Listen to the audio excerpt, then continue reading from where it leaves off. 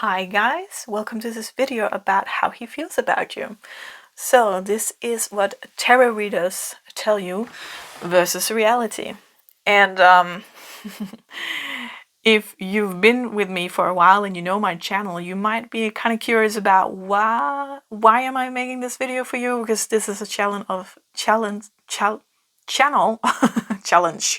This is a channel of self-development. So what does this have to do with self-development?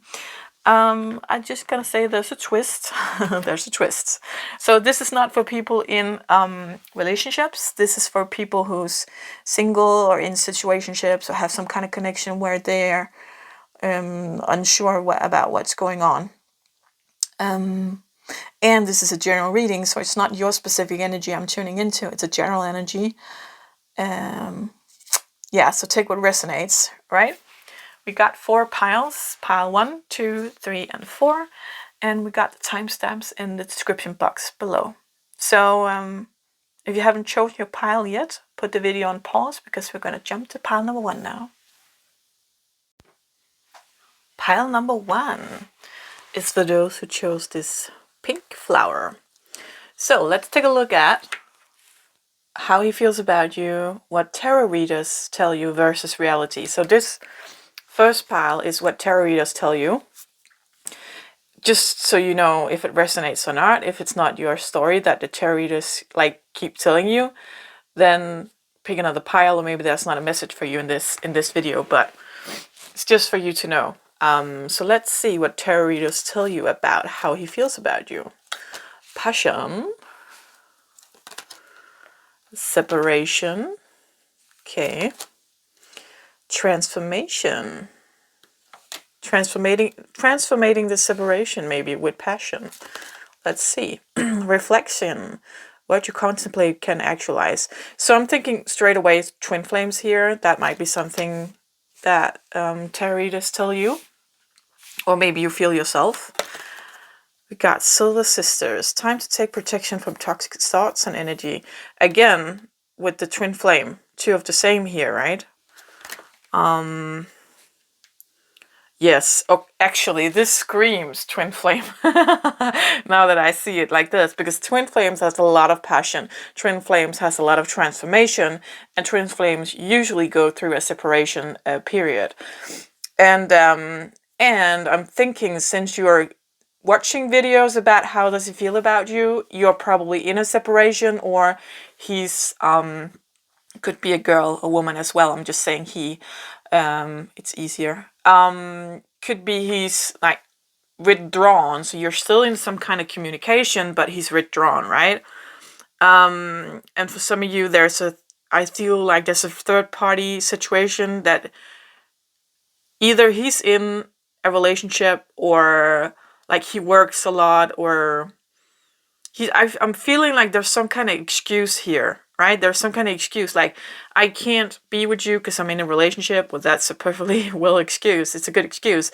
I can't be with you because I have too much work. I can't be with you because we live too far apart.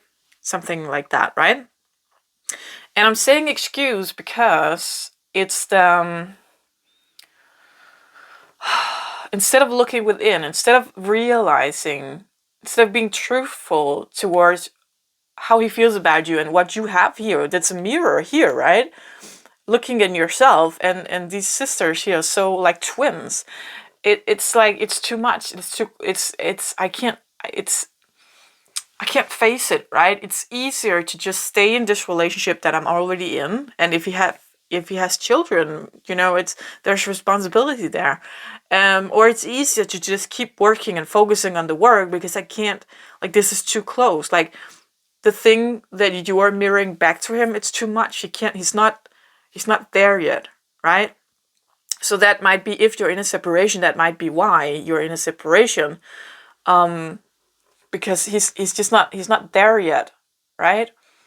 But there's definitely a lot of passion. And that's, of course, when you meet someone just like you, it's not that he's just like you, because the thing about twin flames is that he's like, you're so similar, and at the same time you're so different, right? Because you're here to teach each other whatever you're lacking, he can teach you, and the other way around, right? Let's say you're going too much with your feelings, you're going through too much with your heart, and he's going through too much with his mind. So he's the thinker and you're the feeler, right? Let's say that. So with that, you're acting upon what you feel, and you're acting upon your heart, and you're drawn to him with this passion. And but he's the thinker, so he's acting upon his thoughts, like being rational and being like sensible and saying like I can't, like, yes, there's a lot of passion here, and that's an excuse too to say like we're not that similar, it's just passion, you know. That's an excuse too. And the real thing is that there's too much transformation. So when we encounter our twin flame, there's so much transformation, there's so many things we have to take responsibility for, there's so many shadow sides that we have to look at, and for some people, for a lot of people, it's just too much. And usually when we get together, like in the first part, it's so passionate, right? That's what brings twin flames together, usually that feeling of, oh my god, you're what I've been missing my whole life, and I didn't even know that this is crazy, this is beyond what I see in movies, right? This passion and this kind of like so similar, and looking at myself and becoming you, right? Because we have this water here, she's becoming the water, and the water is rising. So enmeshment, kind of, right? And that's the first phase, and usually, and the second phase is the separation, because it becomes too much. It's because you're melting together and you're enlightening so much shadow, and all of a sudden you're triggering each other like crazy, right? Fireworks I'm seeing everywhere. Like, so the passion is firework, but also the triggering is firework. Suddenly this firework turned into like atomic war is what I'm seeing here, and it's just too much, and there's the separation phase. So I would say this is a separation phase. It doesn't mean that you don't talk to each other. It just means that you're not in the passion phase, right? You're not together like that. And maybe you are together sexually, but you're not together mentally or emotionally. So he might be in this sexually, right? But you can't get him to commit emotionally or physically or like anything in a relationship or anything like that. Yes. So if this is your story, then let's get to the reality part, because oh, you guys, you're gonna hate me if you don't know me, if you've never seen any videos on my channel before. You're probably not gonna like me. This is a self-development channel, so everything I do here, this is the first video I've actually done like this, but I'm sorry to say, it's a trick. It's a trick, because I'm gonna take a look at reality about you. So I'm going to take a look at why you need to know how he feels about you. Why you need to know that. I know you know. I know you want to know, because yeah, you don't know. You just want to know what's going on inside of him. And you want to you want to have confirmation that what you feel, that he feels about you, is true, right? So you have steady ground to stand on. So, but why? Why do you need that? Do you know? Do you understand? Why can't you just be on your part saying, this is how I feel about you? I have no idea how you feel about me. So we're going to take a look at that. And we're going to take a look at what he's triggering you, and a good advice. So let's take a look at why do you need to know, or what do you need to know? So why do you need to know how he feels about you, or what do you need to know about this relationship? Proud. The bear? I have to check this. I'm just going to pause the video. Yeah, okay. So the bear is a symbolism of a lot of things. Like to me, it's like mama bear taking care of her cubs and roaming alone, and when they go into hibernation in the winter, taking care of themselves. That's a lot of things about the bear. The bear is also strength, right? And power. There's a lot of power in a bear. And we got the peacock with proud here. So the thing is, when we need to know what another person feels about us, why we need to know that is because we're insecure. So when you get confirmation that this is your story, right? You've been told this so many times, but so many tarot readings, that this is your twin flame, there's a lot of passion, he likes you, there's a transformation, he's scared of it, yada, yada, yada. You keep hearing that, and that's so you're confirming yourself that yes, that's true. And maybe that's a self-fulfilling prophecy, right? I'm going to make a video about how to watch tarot. So if you're curious about that, go and subscribe to this channel, because I'm going to do that. But because there's a lot of ways that tarot videos can keep you hooked, right? And lead you down the wrong path. So we have to take responsibility of our own lives. So the reason why you need to know how he feels about you is that you're proud. So I'm not saying you're proud like in a negative way. Actually, you're not proud enough, I'm feeling. But yeah, okay, you're not proud enough. So meaning that because you're not proud of yourself, because you're not proud of who you are, because you're not standing strong with the strength in yourself, you need to know how he feels about you. Because when you get this confirmation that yes, it's passion, yes, he wants you, yes, but he's not ready, yes, there's a transformation, yes, there's something here, that enhances this feeling of, oh, okay, then I can be proud of myself. Oh, okay, then I can stand strong in who I am because he likes me. Do you understand? This twin flame that I put on a pedestal likes me. So I'm good enough. I can be this peacock with all of my beautiful feathers taking up the space in the room, but when you don't know how it feels about you, your tail goes in and you get small. Right? You become this starving polar bear just roaming around the ice looking for confirmation. And I'm sorry to say it like that. It's not fun to hear, but this is a self-development channel. If I don't give you the truth, then you have nothing to work with. You can't work with this. This just keeps you stuck, right? He wants you, but he's not ready. How does that help you? That helps you being stuck. You want to wait for him to be ready. And in the meantime, you're fishing for some kind of small bait, roaming that ice, looking for little bits and pieces here and there that he can give you, that you are good enough, that you can spread your tail feathers, that you can, that's because that's the feeling he gives you, right? When you're together, you feel like this magnificent animal with this and the peacock is magnificent, right? With its big tail and proud and beautiful and strutting around you can be who you are. That's how you feel with this person. You can be who you are because they accept you and they kind of pull something out of you, right? They pull parts out of you that you're not strong enough to do on your own, because this person sees you for who you are. That's how you feel, and they accept you and they love you for who you are. That's how you feel. But this might be limerence. I just made a video about what did I call it? Is it love, lust, or limerence? If I remember, I'm gonna write it down. Yep, there we go. I'm gonna put that in the description box below. You can watch that afterwards to see the feelings that you have for this person, what it really is. Because yeah, a lot of tarot readers or people or clairvoyant or whatever healers might tell you that it's twin flame, and you might feel like it's a twin flame. There might be all these signs that it's a twin flame.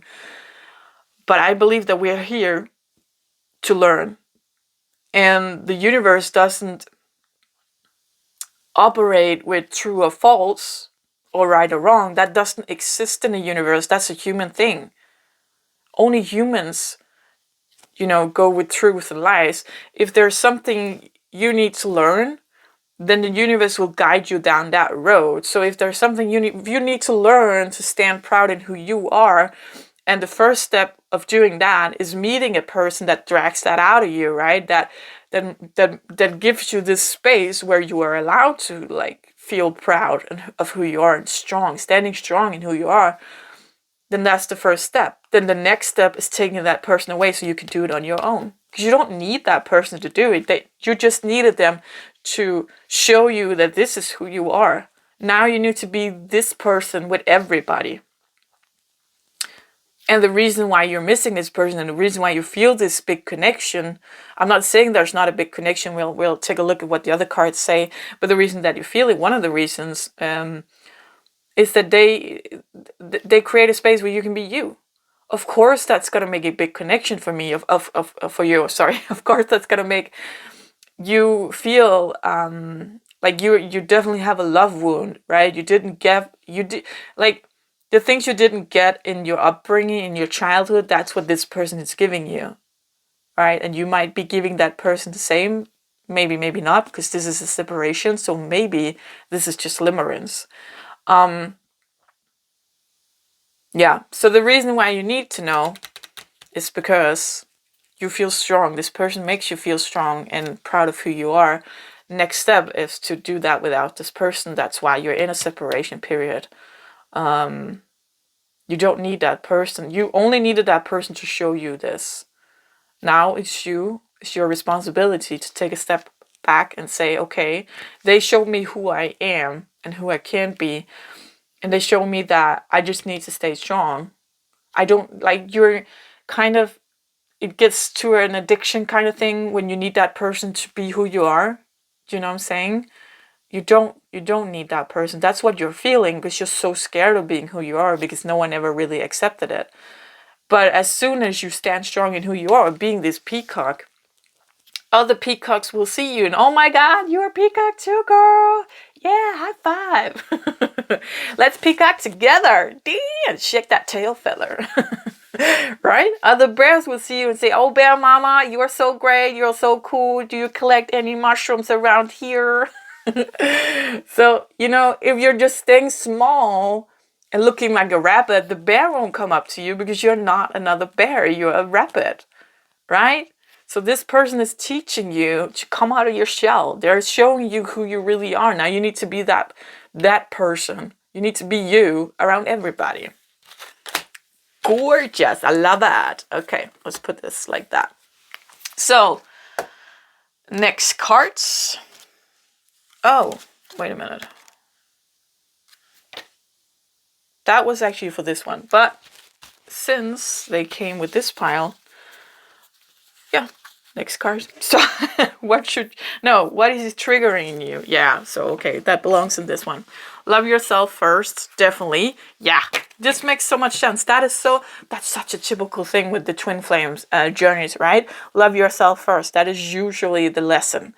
That we get dependent on this other person because they have love and affection for us and we feel something towards them and they're drawing things out of us that we didn't even know existed. And so this confusion kind of thing because they create this safe space, because they accept us, because there's parts of them that's inside of us that you haven't experienced with other people, right? It's so intense because you're seeing you through them, right? That's totally intense.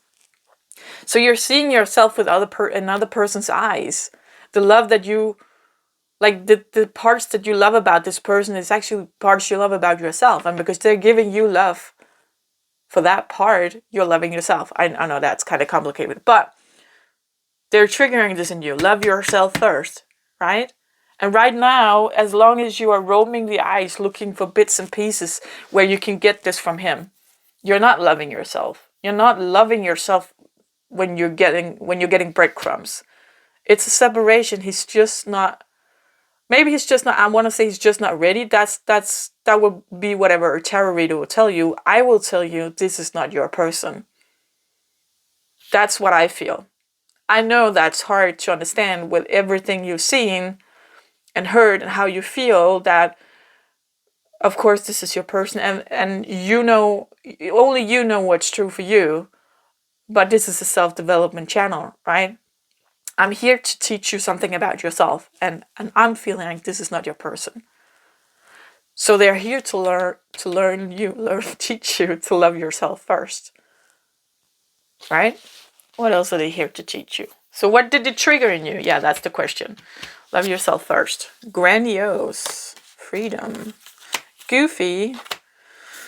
Lovers. Carnal thirst. That makes sense with the passion we had there. Yeah. So yeah, because I just told you, like, in the first round of this reading, that you know the passion, and you're going with your heart, and you're kind of confusing passion with the heart emotions. Here we had the carnal thirst, right? So going for, I'm not saying that you're like a sexual being that has a lot of sex with people. I'm just saying that this person has woken something sexual in you. You're very sexually attracted to them, and of course we are when we're in love. But just know that love, being in love, and limerence looks the same. So definitely go watch that video afterwards. Yeah. So what's he triggering you? Oh, I love this. Okay, he's triggering this goofy side of you. So I'm feeling like you can, like, this carnal thirst, like you can, the passion and your sexual and your all up in each other's hair is what I'm hearing. And you can be goofy together and you feel free with this person. You feel bigger. Yeah, I love that. Grandiose. So you feel like usually you might be this pawn, like in a chess play, the pawn is like the least significant, but this got a crown on his head, right? So you feel more. This person makes your self-esteem rise, and that's why you're getting addicted to them, right? Because they're making you feel good. They're making you feel worthy. They're giving you some kind of freedom, and you're feeling goofy. And this is a good thing. So actually, when I asked this question during the preparation for this video, what is he triggering in you? The idea of that question would be like, what do you need to look at in yourself, right? Why are you addicted to him? Well, that is the answer here. This is how he makes you feel. You are so free. You're so sexual. You're goofy. You can be who you are. You feel worthy. And again, as I said, right, with love yourself first, these are the sides of you. These are shadow sides. I got a video about that too. I'm gonna link that below as well.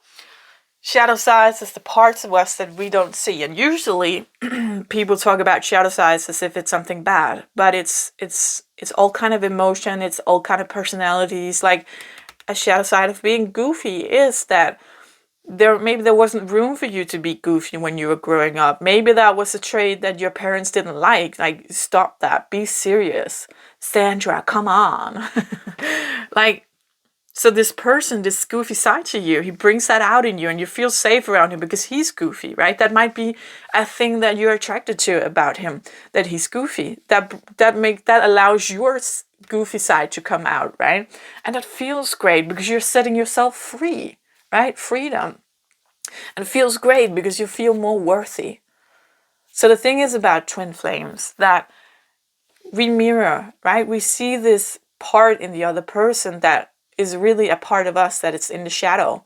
And they're like, if it's goofy, for example, they're goofy, they're funny, they're all over the place. And that makes you see and realize, hey, I can be goofy too. This person is goofy and everybody's okay with it. So I can be goofy too. And that lets out your goofy side, right? And that is, goofy is just the one I'm seeing here. It can be any kind of thing. Proud, you like, if you're proud, it's a pride is seen as a negative thing, right, in most of the world. Like, I only think it's maybe America. Pride is a good thing, like boasting and something like that, like you're good at something and you're the best at something. Is seen as a good thing, right? But most of the Western world anyway is like, if you're proud, no, don't talk about that. People don't like you bragging and stuff like that, right? So that's just another example. So he brings out these sides of you. He drags them out of you. The parts of you that's in shadow, right? And I think with this carnal thirst, that when we have sex, we release chemicals that bond us. But the problem is there's a difference between men and women because men has testosterone. So where I don't remember right now It's not endorphins. We release that as well, but we release another chemical when we have sex. The chemical that bonds us, we also release that, for example, when mothers are breastfeeding their children. So it's a bonding, it's a loving bonding chemical. And men release it too when they have sex, but the testosterone is fighting it. And so you're saying, well, then men can never bond? Yes, they can. Because the thing is, science found out that when a man chooses a woman, his testosterone drop. Yeah? So he chooses her willingly, or like, how do you say that? Consciously or unconsciously. So sometimes he doesn't even know he's chosen her, right? He just falls in love with her. And so the testosterone drops, and so there's nothing to fight this love bonding chemical. And women don't have that. We don't have testosterone in that amount, so we can't fight that. So every time we have sex, there's a bonding happening. That's why a lot of women get feelings for a man when they have sex. So be aware of that. That again, you might feel like this is a twin flame. You might feel all of this. He feels it too, because that's what tarot readers are telling you. But he might not. He might not. I'm not here to tell you if he do or doesn't, because the first part is what other tarot readers tell you. I'm not that kind of reader. I'm not here to tell you if he loves you or you're gonna get back together or anything like that. My channel is solely on self-development, so I'm here to tell you what you can learn about this relationship. And what I felt before is that this is not your person, but that's totally up to you. So if you're in separation, if you're getting breadcrumbs, then that's not for you. Your person, like, is not a person who doesn't love you. Do you understand? Your soulmate, your twin flame, your person, your real person, the one you are a match for, is not a person who doesn't love you. It's not a person who's not ready to be with you. Your person, your real soulmate, your real twin flame, whatever you want to call it, is a person that is ready to be with you. Yes, that's totally what I believe. So if someone's not ready, if you're in a separation, if there's distance, if whatever excuses this other person is using, then they're not ready, and you shouldn't put your life on hold. You should instead separate this, take the man away from the emotions, and look at what he's bringing out in you. You can be goofy about this person. So just be goofy. Not just around him, with yourself as well, with everybody. And I know that I know, like, I got like a crooked humor. So when I meet people, there's not a lot of people with my humor. So when I meet people with my humor, it's like, snap. Oh my God, you're the greatest in the world, besties in a second. And you know that feeling like we're bonding right here because you're like me, except they're not like me, but they're like me in the humor, right? And they might be like me in other departments as well. And the thing is, like, humor for me, for example, is a big deal. I need that in a romantic relationship, and I need that in a best friend relationship. I don't need it in like a friendship in the more outer circle, but in my inner circle, one of the things I need is the same kind of humor, because I communicate a lot with humor. So maybe what you really need in a relationship, in a partner, in your best friends, in your tight-knit in a core of friendships and relationships, is being goofy, right? Because that makes you feel free. And when you can be goofy with someone, that makes you feel worthy, because you're bonding with the humor and being goofy. And I know it's not easy, because everybody has a different kind of humor, and there might be far between the people where that thinks you are funny or you think they're funny with the same humor. But just keep looking. Don't give up, and don't, like, if there's a separation with someone, don't attach to it. Don't try to drag them into a relationship with you, even if it's a friendship or if it's a romantic relationship. And with guys, if you are a girl, be aware with guys that if you have sex, you're gonna release this hormone that he's probably not, right? He's releasing it, but his body is, his testosterone is fighting it. So you're bonding with someone who's not bonding with you. And the thing is about men, that's a great thing about men, they're actually very easy. If he likes you, you're not in doubt. If he wants you, you're not in doubt. He will come get you. And if he's not coming to get you, he's not ready, or he doesn't like you. It's very simple, actually. And I know you shouldn't like say that with everybody. And how do you say that? What's the word for that? You know what I mean? Like it's don't generalize, right? But I know you shouldn't say that, but with the studies of the psychology of men and women, men are just more simple. And when he has chosen you, and if he is ready, you have no doubts about it. Okay, I'm telling you. So yeah. So I'm saying to you, this is not your person. That's what I'm feeling. The last cards, I'm gonna put Goofy top on the top here. Love yourself first, be goofy. The last cards here is good advice. So let's see the good advice for you in this situation. Awareness, I love it. Hey, look at the iFoy. Is that how you pronounce it? iFoy? iFoy. I love that plant. It's a weed, but I love it. I think it's beautiful. So, practice present moment awareness. The meaning you yearn for lives in the ever-present now. So to me, this is saying that whatever this person is giving you, you already have it. Right? He's just drawing it out in you. He's you know what I'm saying? You already have it. He's showing you what is inside of you. Now it's time for you to go do it on your own without the help of him. He's not ready. Maybe he never will be. Peace. Wow, I love this card. It's beautiful. With the doves here as well. Oh, 2 doves. I'm hearing there's another person for you. I know you don't want to hear that when it's in your twin flame. I don't want a soul fam. I know, wait. I don't want a soul mate. I just want my twin flame. But maybe it's not your twin flame. You know, maybe we should take off labels and just see things for what they truly are. Right? Maybe we should stop putting labels on things. Just saying. You see clearly now. This is definitely... So this reading has awoken something in you. Oh, doors of value and adjacent, how do you say that? Adjacent possibilities. So other possibilities, again with another dove here. So there's another person for you. And I think actually this is a general reading for me. This is maybe only for some of you that you've been thinking about this for a while. Like maybe not that they're not your twin flame, but that you should leave the situation, right? You see clearly now, and there's another dove for you. There's another person for you. There's another door, right? There's a lot of doors here. Actually, there's only 2 doves here.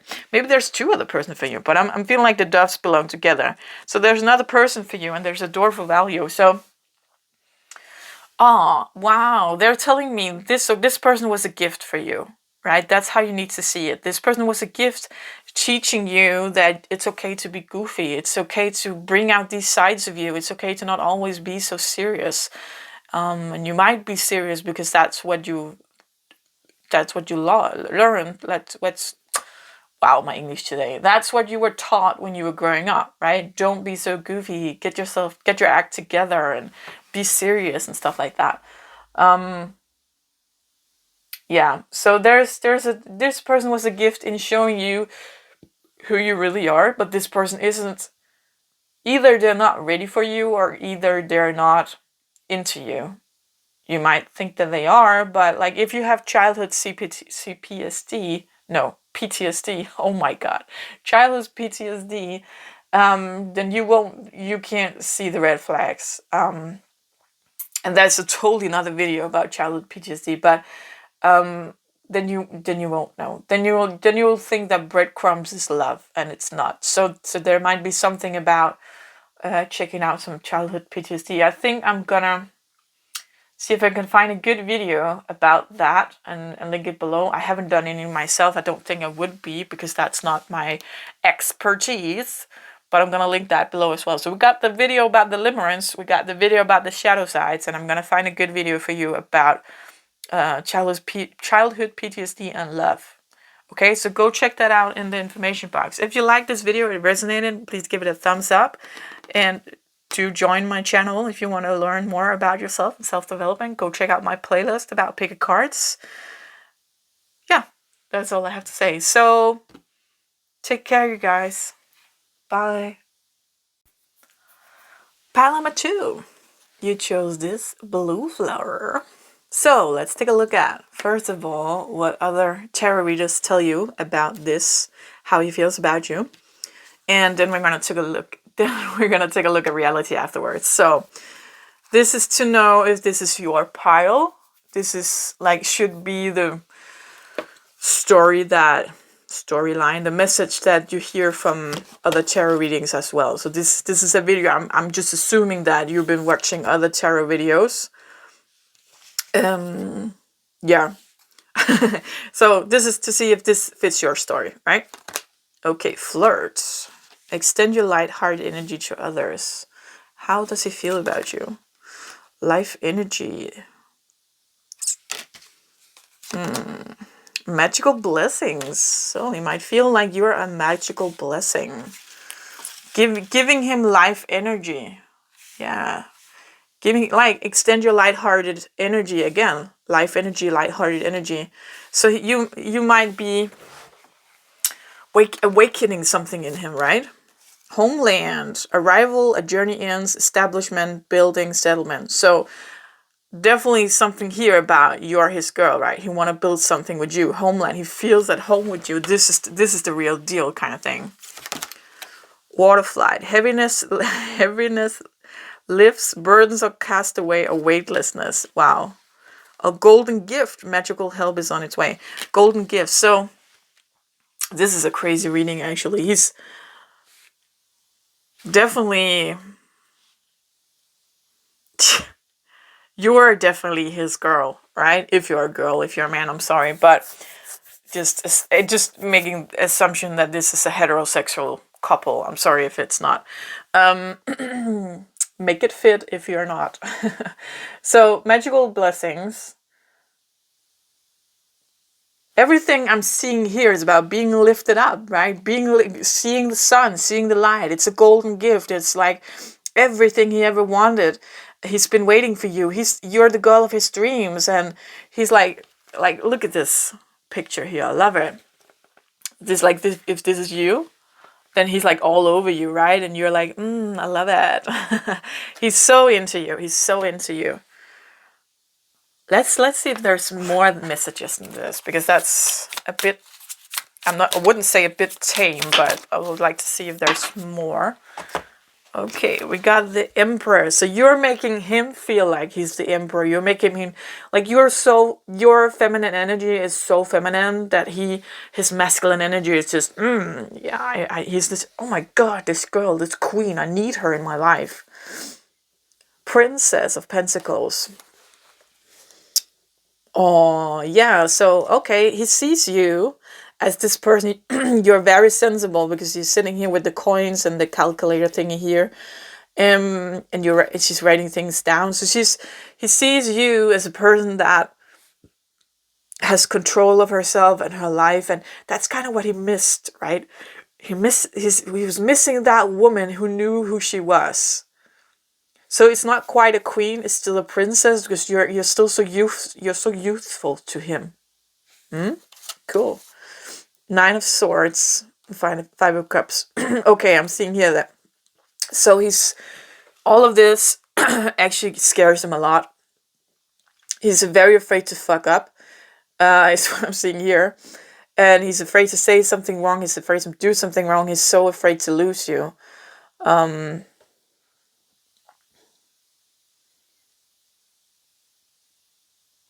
So this is a case of like totally putting someone on a pedestal. He's putting you on this great big pedestal. You're making him feel like the Emperor, right? And he feels like you're this magical blessing, this golden gift, and you're giving him so much life, and that makes him scared that that he's gonna lose you. So I don't know sorry, there's definitely something about the throat chakra here because it's so messed up right now. I only get that in readings when there's something with the throat chakra.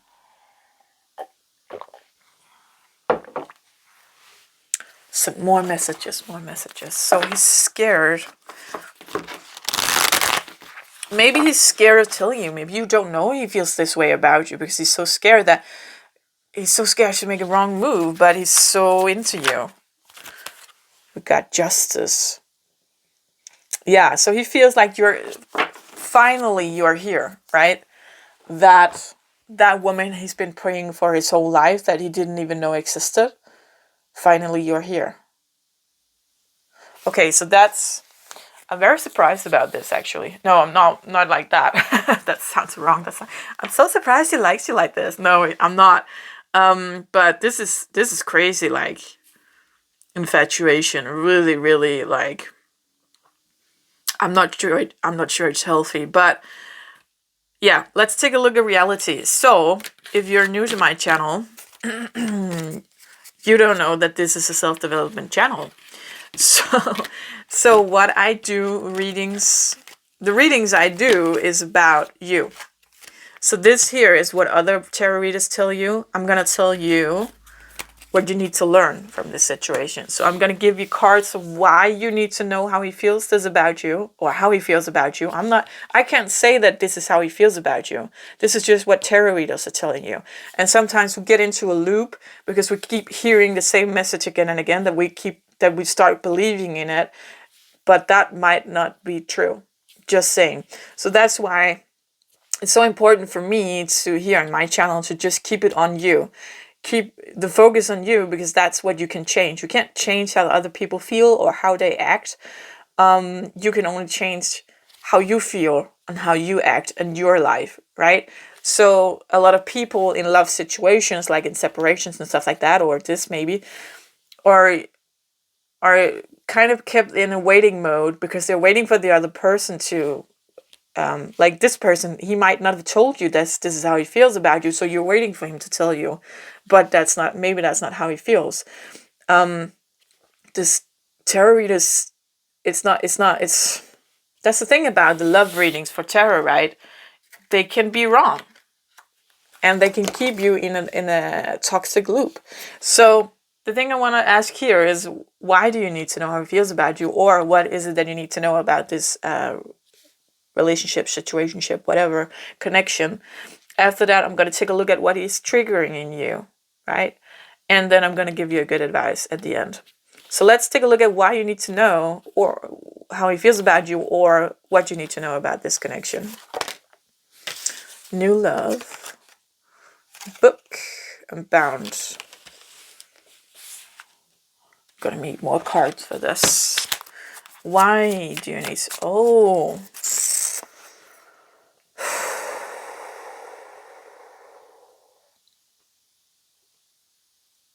So it's kind of like it's a new love, but you're insecure because you're bound. Something by, you don't really believe in it.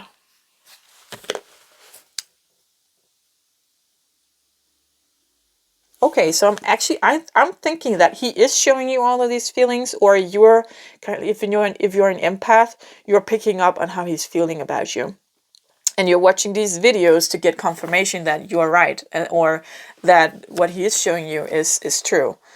And what you're feeling here is new love, but there's something about, because all of these books, right, representing your earlier love stories. And there's just, it's like it's too many, right? It's like it's not happy endings. And now we have this new book here with this new love, and you feel bound, and you can't really see like the hairs in our eyes. Yeah, and I did feel there could be something toxic about him putting you up on a pedestal like that. And you, okay, I'm just gonna say this here. It's not for everyone, because it's a general reading, but there might be some narcissistic traits in this. Narcissists do love bombing at the beginning, where they lift you up, where they make you feel like so special and the best thing in the world and everything like that. And that might be because they're feeling that. A lot of narcissists are not aware that they are narcissists. So they might be because they're feeling that. And this, for you, there might be something about this is going a little fast. So there's a red flag here for you. And you're watching this video to have confirmation that what he is saying is what he's feeling. And it might be, but if he's a narcissist and he doesn't really know he's a narcissist, that he's not doing this, like some narcissists are doing it on purpose to control. But a lot of people who are narcissists doesn't even know they are, because they are telling themselves they're good people. And you might be awakening this love, and he might be a person that goes from, like, he might be the one having all these love stories, going from one person, and when the love fades, he just finds another one, and not really realizing, if he's a narcissist, that it's about supply and not about love. So that's a whole nother thing. That's a deep thing. But I'm just putting it out there for you to realize that there might be something about red flags. If you're feeling bound, that could be because of your own former love story, or it could be about how he makes you feel that there's a red flag, that there's something here you're not seeing. And I think we should be aware of that. You have some kind of gut feeling and you're not sure what it is what I'm feeling here. That's why you're watching these videos. Because you want to know if you can be safe enough to go into this relationship. And I just want to tell you that take it slow. This person, I feel like, yes, it is definitely, yeah, there is definitely narcissistic traits here, because you're not a narcissist. You become a narcissist because you're so insecure and you don't feel love, and it comes to a point where you have to tell yourself, and as the narcissist, they're telling themselves that they're good persons, that they have to, they're starting to lie to themselves, like they never do anything wrong. They are this terrific person. Why does nobody love them? And then they come into these relationships where they start love bombing, and they don't know they're doing it because they're this this amazing golden gift, and they might have been feeling like that in every relationship, and then 4 months down the road, the kind of the magic wears off, and they're like, oh, this wasn't my person anyways, and I'm moving on. So there's definitely something here about don't rush into this. I feel like you should listen to your gut feeling here. Yeah. Okay, I thought I needed more cards on this. I don't. So let's take a look at the next. Don't rush into this. Is what I'm hearing. That's yeah. You don't just read a book like that. It takes one page at a time, and sometimes you need to take a break to go get something to eat or sleep or do other stuff, right? And that's the thing here. Don't get sucked in by this person putting you on a pedestal for you being the best thing in the world. And the thing is, if it's a narcissist, if he knows he's a narcissist, he will play the game, right? And he will play the waiting game, and he will love bomb you, and he will have pleasure in trying to wheeling you in. If he's not aware that he's a narcissist, he will evaporate pretty fast, I think, because when you don't reciprocate the let's dive into this book, let's dive into this relationship as if there's nothing else in the world. When you don't reciprocate that, he will evaporate, because he will find somewhere else to find it, right? Because he's kind of addicted to it. So there's different ways to be narcissist. It's not just if you're a narcissist, it's like that, it's by the book. It's not. There's so many ways to be a narcissist, and a lot of narcissists doesn't even know they are narcissists. So yeah, take it easy is what I'm hearing here. There's a reason you need to take a look at the bound. Is it because there's something that they are making you feel, or is it something that we're going to take a look at what is triggering in you? These cards are coming in a minute. So maybe it's something they make you feel, like you feel bound because they're pushing something onto you, because they're putting you on a pedestal, or maybe it's because they're triggering something from your past, that bound feeling. And maybe this is a good love. Maybe it is because it's a new love. So it's not necessarily he's a narcissist, but there's definitely something here that's not healthy, I'm feeling. Yeah. So let's take a look at what is he triggering in you. We got a lot of cards here. Dark Knight of Souls, those are a little heavy, so it's not, maybe not for everybody. So let's take the shadow cards here. Oh, I need to sneeze just a second. Good thing you can pause the video. You didn't need to hear my sneeze. Okay, what is he triggering you? Silenced. Wow, bound and silenced. Abandoned, safe and reckless. Wow. Yeah. Wow. Okay, so I'm gonna go through scenarios here. I'm gonna do them if he's a narcissist. There's definitely something about feeling reckless, that this is his recklessness. I'm feeling like, because narcissists are reckless. Like he's going to slide down a waterfall in some kind of like inflatable ring here. That's not a good idea. That's very reckless. And the thing is, you have this abandonment wound, and narcissists cling, like they spot that from a mile away. If he knows he's a narcissist, or if he doesn't know he's a narcissist, because he needs your abandonment wound to trigger your, like he's love bombing you, and your abandonment wound is like, oh my God, I'm getting the love I never got because I got abandoned. Someone loves me, and that makes me feel safe, and now I go into this relationship wholeheartedly. But you might already feel, even though it's new love, that you're already silenced. He's already silencing you, and you're starting to feel this is a little reckless on your part as well, for you to go into this, just jumping into it. So another part is like, let's say he's not a narcissist. Let's say he's just like, well, it's not uncommon if you find someone and you're like, oh my God, this is the person I always looked for. I didn't even know she existed.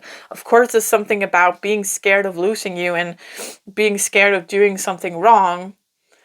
I'm just feeling here that if these are your wounds, if your wounds are silenced, right? You were silenced and you were abandoned as a child, and this is what he's triggering in you.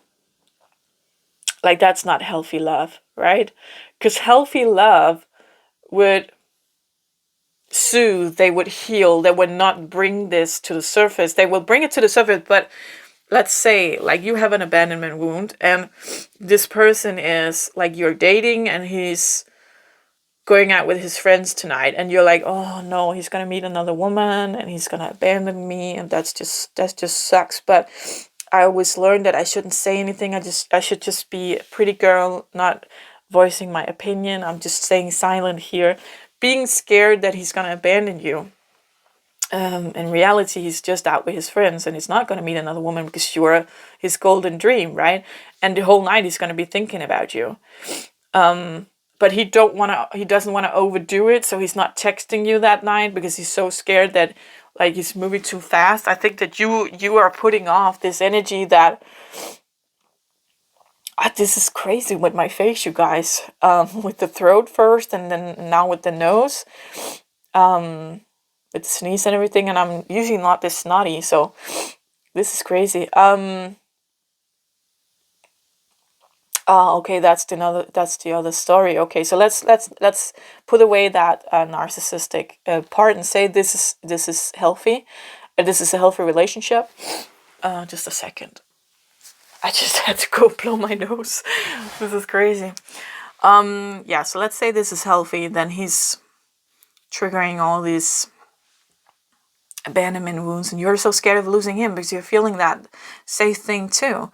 But at the same time, you're feeling like it's reckless because you're not used to safe. You're used to being abandoned. You're used to being silenced. And he's not abandoning you, and he's not silencing you, right?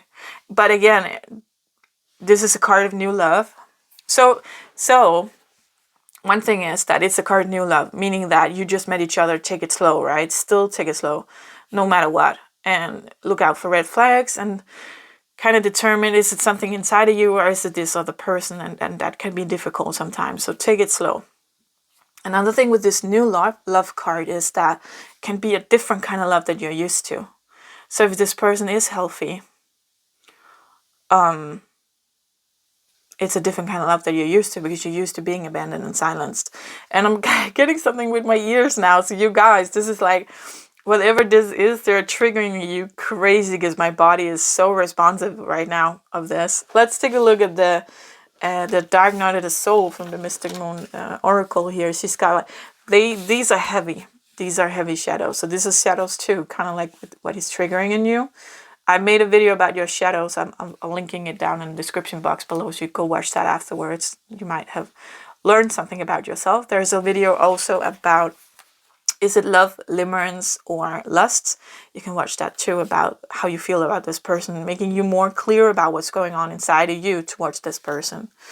So, gold digger, alienation, and corruption. So what is he triggering in you?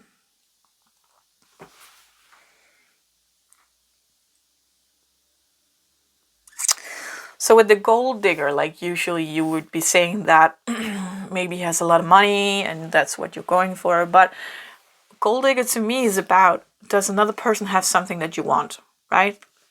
It be money or be something else. So are you attracted to him because he's love bombing you, is what I want to say. So are you attracted to him because he's giving you all this love that you didn't get as a child?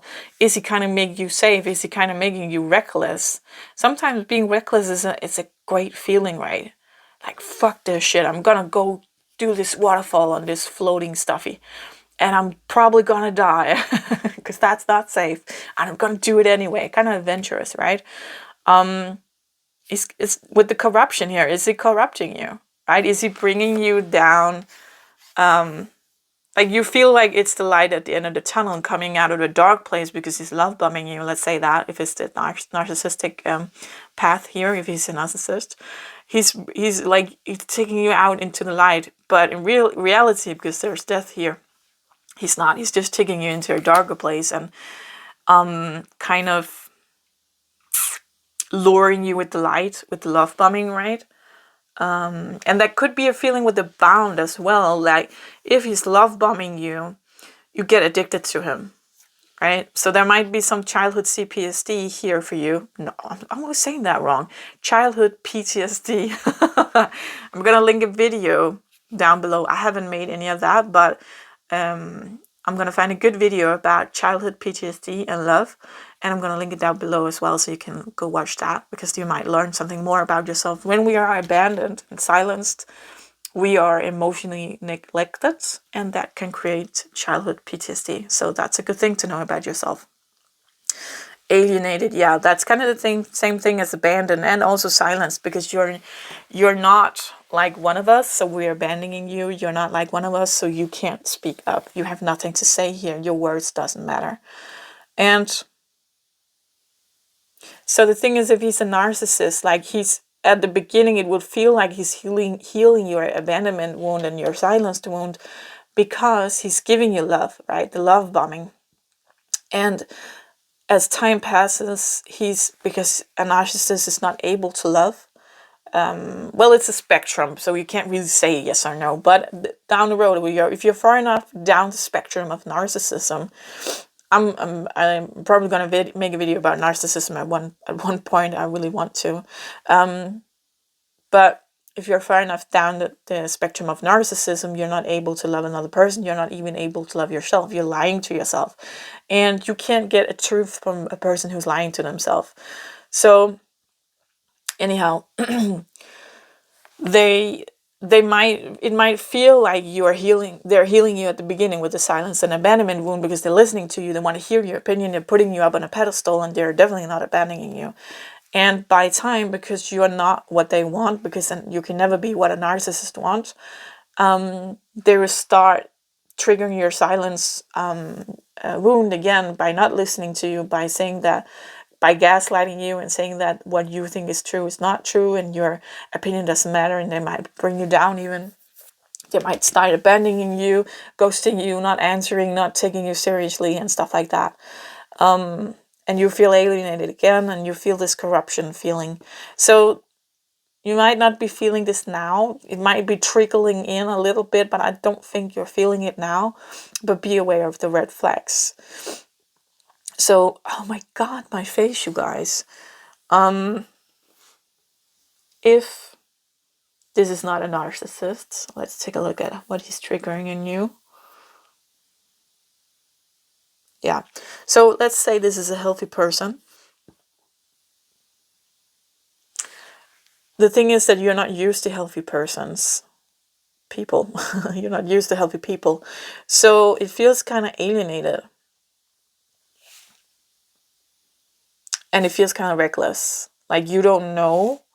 Again, the total advice of this relationship, regardless if he is healthy or he's a narcissist, is take it slow. Take it slow, okay? And be aware when women have sex, they bond with men. Men don't do it the same way. There's chemicals in our bodies with the testosterone is fighting the bonding chemical that we have when we have sex. So I'll talk about that in pile number 1. But yeah, anyhow, it's not a new thing that women bond during sex, and it's not that men don't. They can, but they, with the testosterone, they don't if they haven't chosen the woman like fully. So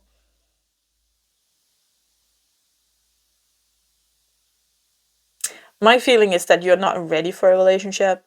This could, of course, be a relationship that helps you heal, but again, really take it slow.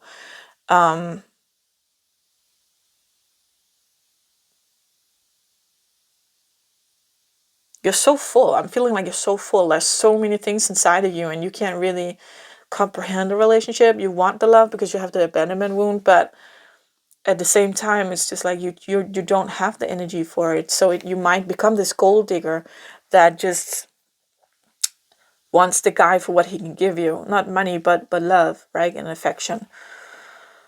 Yeah, and that's like that's a magnet to narcissism. So let's take a look at what the good advice is.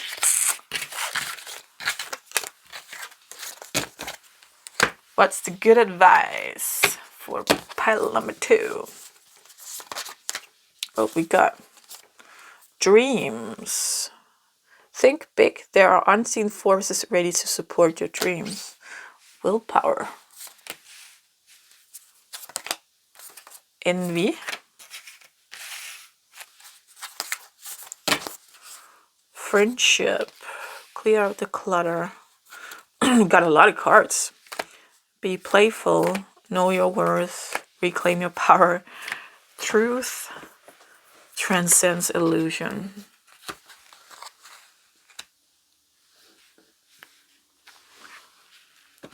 Okay, with the truth transcends illusion, I'm going back to the beginning here actually because the first part of the video is about what tarot readers. Oh my God, my voice. What tarot readers Yeah. Okay, I'm hearing it now. So the thing about the throat chakra is the throat chakra is where the truth sits, right? If you aren't honest with yourself, is what I'm hearing. You're not. You're not honest with yourself. First of all, you're not honest with yourself that you're not ready for a relationship. I know that your abandonment wound, you want it, but that's not how to heal it. You need therapy, girl. I'm sorry to say that. And maybe you already did a lot of therapy and that sucks to hear, but I don't know, you're not ready. I know that's not funny to hear, but you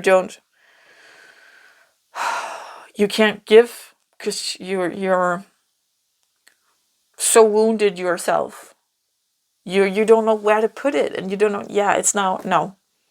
You're in a dark place is what I'm feeling with the tunnel thing here we saw earlier, and you just need to know who you are, and I don't feel like you do actually. Like there's these big dreams that you should focus on coming through. Like if you want a house, or if you want that dream job, or if you want to travel the world, right? You got the willpower to actually do that. Do that for yourself. Be brave and go for that dream is what I'm hearing. That's what you should be focusing on, not love, not romantic love. You should be focusing on other things in your life, making yourself stronger, doing doing, going for your dreams, doing what you want in life. You got the envy card here, so you're seeing something that other people have. It might be with love, of course, and of course you want it too, because you got the abandonment wound. Of course you want it too, but you need to heal that first. I know you can't heal it totally, but the thing about healing is that it's a spectrum as well. Like there's a part that we heal ourselves, and that's the foundation of. If we don't heal that, then trying to heal it with another person is gonna make it crack, because we're reliant on the other person. So if the other person leaves us, the foundation is gonna crack. So there's a healing process on our own, where we need to be single first, and when we're done with that healing process, we can continue the healing process with another person in a relationship. So, but you need to build a foundation for yourself first, and you haven't done that. That's something you need to do first. You need to know who you are. You need to know what your dreams are. You need to be brave enough to go for those dreams. I'm hearing you need to change some of your friends. There's someone in your friend group that's not good for you. You need to go out on your own is what I'm hearing. Again, if you want to travel the world, maybe you want to travel it yourself. Maybe you want to find a random travel partner. Maybe you want to go with your best friend, whatever, or parent. I'm even hearing. I know that something, for example, like traveling the world as a female alone is not recommended, but I've done it, and it's not as dangerous as they put it out to be. Of course, like the thing is, don't like feel it in your gut. Your gut feeling is there's just something you really want to do, like travel the world. Then you shouldn't hold yourself back because you can't find someone to travel with. Then maybe you're supposed to travel alone, because you're going to learn a lot of stuff about traveling alone. You can always go home again, right? That's just an example here. Yeah, with the friendship, you need new friends is what I'm hearing, or you need to put in more work with some of the friends you have. So for some of you, there's looking into, are these friends good for you? Are they giving as much as you are giving, or are they aware of you, right? Or are they just kind of gold digging, using you for what they want?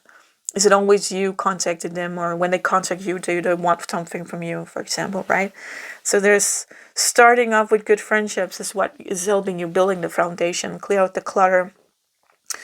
Definitely something I'm feeling. There is something here with the childhood, with the abandonment wound, with the silence, with the bound. There's something you need to. For some of you, there's a daddy issue. I'm hearing. You need to heal that first. Be playful. So, yeah, I'm not. There's no card saying this, but I'm feeling there's a big sorrow, and it's difficult for you to be playful. And you don't know your worth, and you are not reclaiming your power. So this is kind of, you need to do that. You need to go for your dreams. You need to figure out what is it that you want. So if you're envy of someone else having something, if you're envy that someone is traveling the world, I remember I was one time, I was like, oh my God, these people traveling the world, I want to do that. And I asked them for advice, and I asked them how did they do, and what about the money and everything like that. And they gave me advice, and they told me how they did it and what they did for money and stuff like that. And I was like, I can do that, sure. And these people were traveling alone, and some were traveling like backpacking, and others were traveling to a region where they were working there, right, as maybe a tourist guide, or in a hostel, or Africa.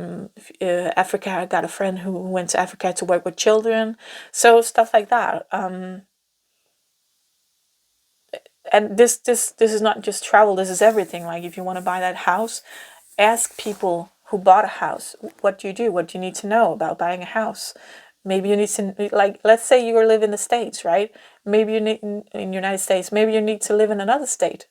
Maybe you need to live in another country. Maybe all of these things, right? Like, the job you want. Like, what is it that you want? Like, if you are not going for your dreams, who should? You're the only one who can. You're the most important person in your life. You need to realize that. You need to reclaim your power. So there might be something about, if you can find maybe find an online course about self-development or self-love or something like that, or maybe find a healer near you where you can, or a therapist where you can go and they can help you, like, look at your wounds. And there's definitely something here you need to figure out on your own, I'm feeling, before you go into relationships. I'm not saying you should dump this other person. I'm again, the advice is go slow. Like, don't forget yourself. I think, like, you have a past of forgetting yourself, because also with like my face, like, it's not reacting now, but it was reacting with the triggers and what you need to learn and stuff like that.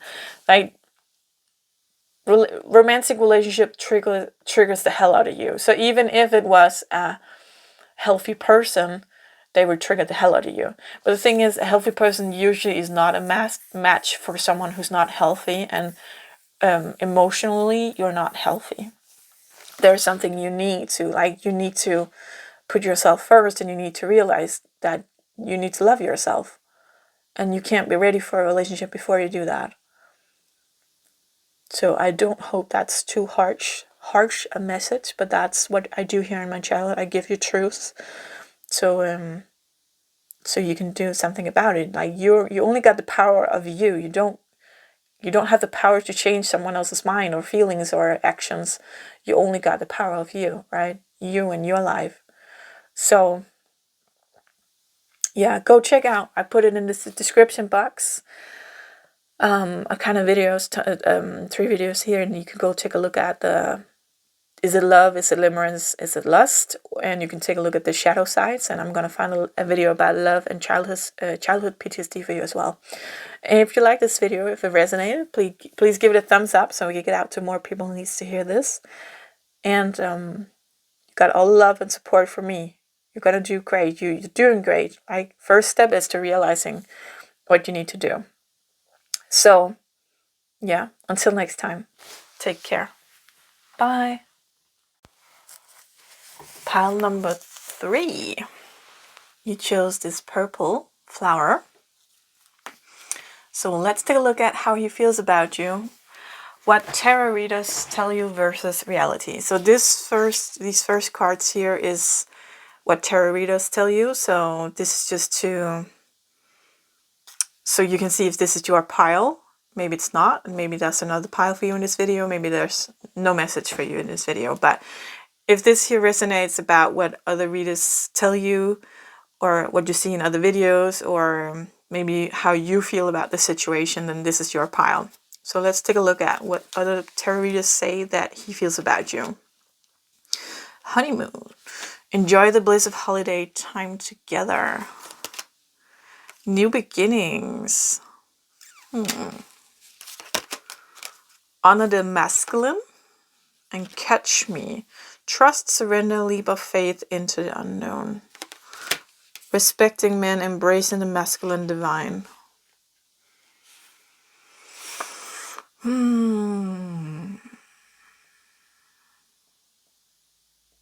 I'm kind of getting like twin flame vibe here with the masculine energy, divine masculine, and the honeymoon is kind of the first phase of twin flames, right? I kind of with the new beginnings also, and the catch me is, it's so new, and we're so similar, and we're so caught up in each other. And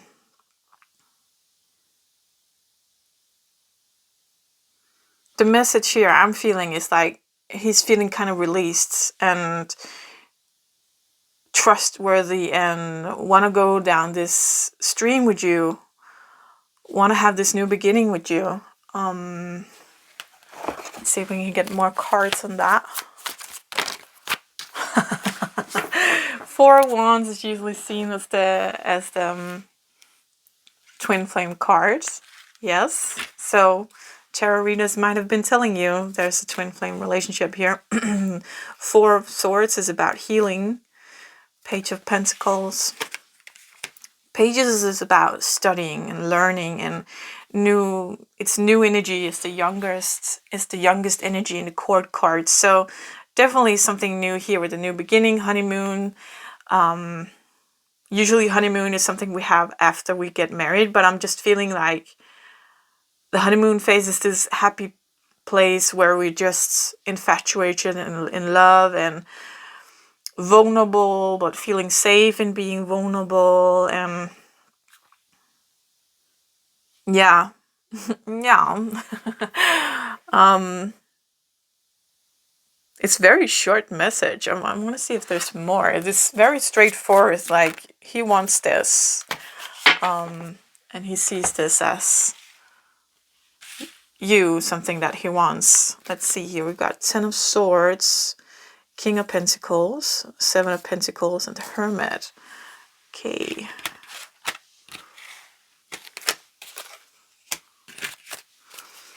Ten of Swords.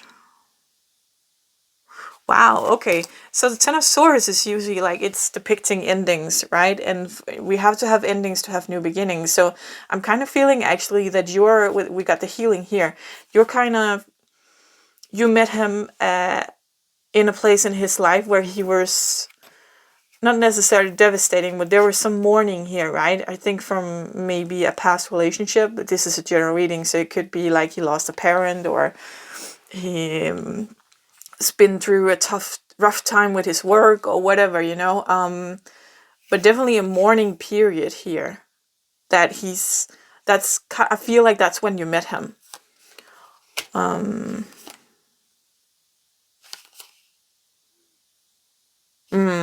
Yeah, so he was kind of lonely, the Hermit going within. So you met him at a point in his time, you met him at a time in his life where you're doing this mourning and going within.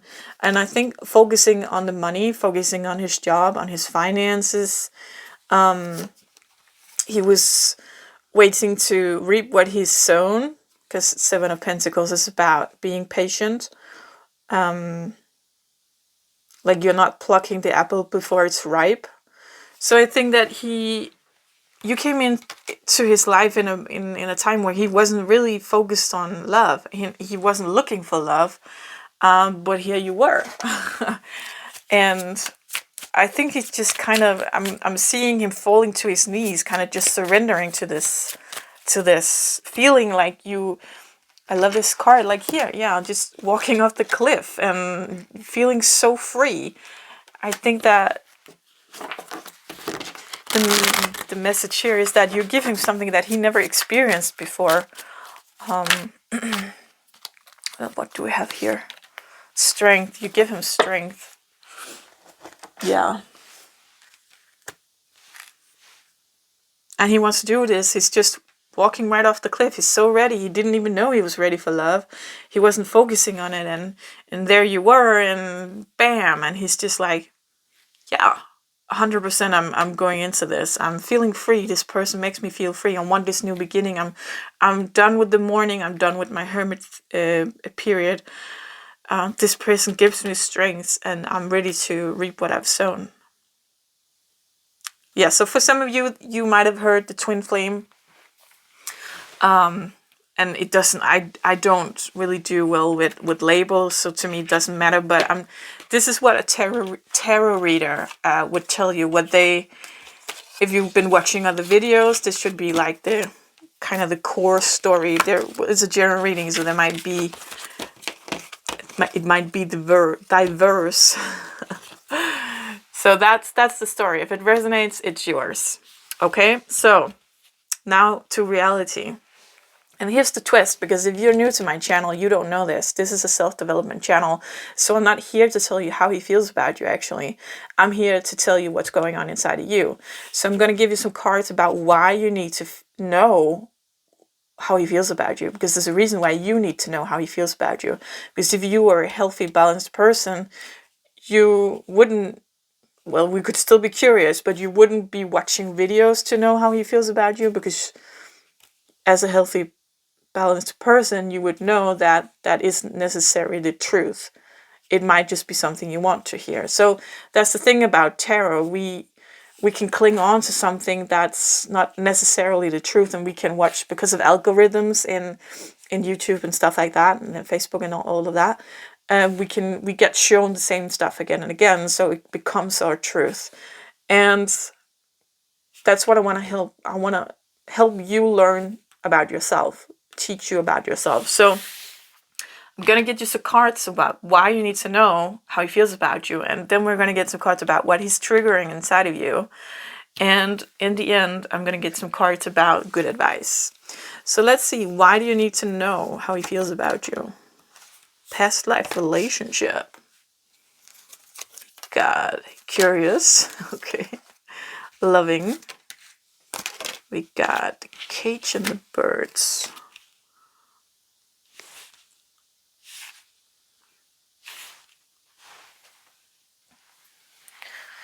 So, first of all, I'm seeing here curious. That's a good thing. I'm feeling, because curious and loving, I'm feeling like you want to know how he feels about you because you're curious if you can love him back. This might be a female. Just take what resonates. It's just easier for me to. I just assume you're a woman, he's a man. If it's not, then, take what resonates. Past life relationship. So, of course, this could be a person from previous in this lifetime, and it could be that you're having this connection that it's from a past life. But there's something here, you've known each other before, and I think that this person feels familiar to you. And if this is true, I'm not saying that it is. I'm saying this is what tarot readers tell you. I'm not saying it's true because I'm not going into his energy. I'm only staying in your energy. But if it's true that this is how he feels about you, that would make sense if it's a past life relationship, or if you've known each other before in this life, because it's known, right? It's safe. It's something we knew already. I think that, well, usually I did this reading because I wanted people to know why they're watching these videos, right? Because I've known for myself, I've been watching like a lot of videos about how does he feel about you, what does he think about you, blah blah blah blah blah. And the reason I did it is because it makes me feel safe to know how he feels about me. But why does that make me feel safe? It's because I'm insecure in some places in my life where I need to know how other people feel about me, so I know how I can be around them, So that's actually why I'm making this video. But in these cards, I don't really see that, actually. It's more as to, maybe because this is so new, that you've burned your fingers. Is that an English term? You burned your fingers? You've been burned. Yeah, that's the term. Before, and now this is something new, and it's kind of different, I'm feeling, to what you're used to, and you're not really sure, but there's still this very loving energy and this feeling of coming home. And that does make sense. If you've known each other before in this life, of course you're familiar with each other. If it's a past life relationship, there's also this soul bond that makes it familiar, right? It feels like coming home. And I'm seeing here with the birds, I'm not going to use the Lenormand term of the birds. I'm going to use my own here. But this is a feeding house, right? So this person gives you something, right? Because they come to be fed at this feeding house. And there's a key here opening a cage with a rose inside of it. And the rose can represent giving a flower, right? Giving an offer. So it feels like this person, you're curious because they're opening something inside of you, but I'm feeling actually in a very, very balanced way. So I'm going to have to eat my words when I say that it's when I say that people watch these videos because they're unbalanced. That's not really maybe the case. We'll see when we see what he triggers in you. But the thing I see here is this seems very healthy, that you're curious of this relationship, this situation, this connection. The thing is that I think it's because I have a feeling that, oh, hey, 1, 2, 3. And 3 again, but if we, 1, 2, 3. Anyhow, forward moving energy. No, the thing is that I think I have a feeling that if you need to watch a tarot reading to know what another person feels about you, then there is some kind of insecurity, right? Do you know what I'm saying? And the insecurity isn't necessarily about that person. It can be about what's going on inside of you. And if you want to know if it's something you need to pursue, but I want to make these videos because we seek answers in tarot videos when we should seek advice. Do you know what I'm saying? So if we keep getting readings about how much he wants you and everything like that, and the reality is maybe that he doesn't. Because the thing is that people watch these videos because they're not sure, right? So let's say he's courtshipping you. He's courting you, right? He wants to date you and stuff like that. But he's not fully committed. I know if it's new, of course it's not. But let's say you've been dating for like 4 months and he's still not committed. He's giving you kind of breadcrumbs and you're being insecure about what is this? Where is this leading? And should I do anything about it? How does he feel about me? And the thing is that if he's breadcrumbing you, then it's not for you, right? I just think that if we're in doubt, then we're not in doubt. That's why I want to make these videos, because well, you're not maybe this just popped up on your news feed and you didn't search for it and you thought and you were attracted to this pile. That makes sense. There's an answer for you. But people searching for these videos are searching for a specific reason, right? That's why I'm saying these things. So I'm seeing here you're curious and you're approaching this with a loving energy, and I think it's good and it's balanced. You want to know because you're curious. Actually, you're not. I'm not feeling that thing that, oh, if he likes me, then I can put more energy into it. Well, yeah, you can, but it's. And if he doesn't like me, then I'm gonna step back. It's more like it's that curiosity. What is this? What's this connection between us actually? What is it that he's opening inside of me? So let's see. That's very interesting. Let's put curious on the top here. Let's see. What is he triggering in you? Loud, envy, flexible.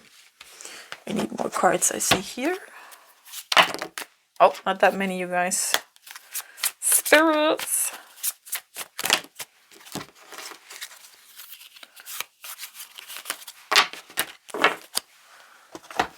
Okay, so loud. Got 10 of Swords again. 3 of Pentacles. Knight of Pentacles, 2 of Cups, and 7 of Wands. This is interesting.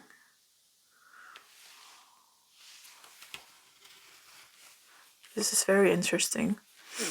It's very mixed, actually. So we've got loud. We're going to move these up here because we're going to do the... Got Dark Night of the Soul Tarot. These might not be for everyone because they're really, really deep. But let's see. Violence, Eye for an Eye, and Bad Seed. So yeah,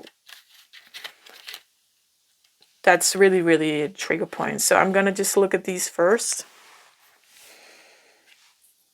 So the thing he's bringing up, definitely this 2 of Cups, right? This feeling of recognizing each other.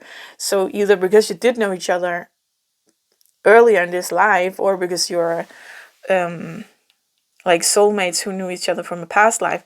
And I think you've been through something similar what he's been going through. So there's a mirroring here. Also very usual with twin flames. I don't really like the twin flame label, but just using it as a term here because people know it. 3 of Pentacles is about working together, but then we got 7 of Wands, which is about defending yourself. So it's kind of weird. Like you're also envy, flexible and loud. Knight of Pentacles. So the knights are doings, its actions. But the Pentacles is the slowest moving energy of the deck. Bad seed. What is it triggering in you? This is like all over the place, kind of. I understand why you're curious.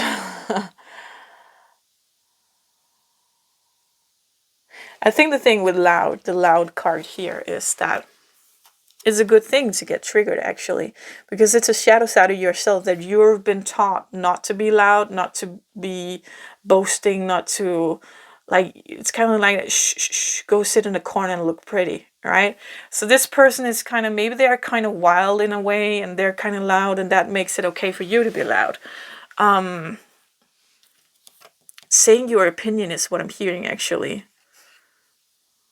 And I think the envy card is not as bad as it might look. Like, envy is usually not a good thing, but I think like this, the envy is about you being envious of them. Like, for example, being loud or being flexible. You see things in them that you want to be. That's how you want to be, right? That's parts of you that is being suppressed in a way. You see them going about life in a way that you want to go about life. And that's what the envy card is about. So you see some of yourself in this person, but these parts of yourself is suppressed, and this person is fully immersed in these parts of themselves. So you see them being loud, and you're like, loud can also be like laughing when you think something is funny. You're not suppressing yourself, right? I do that. I laugh. I laugh a lot, first of all. Second of all, I have a loud laugh. So I remember with my ex-husband, he told me once that we went to the movies and I laughed, and I laugh when people don't laugh, because I laugh when something is funny, and I laugh a lot. And I do laugh loud. I don't put lid on myself. I just laugh when something is funny.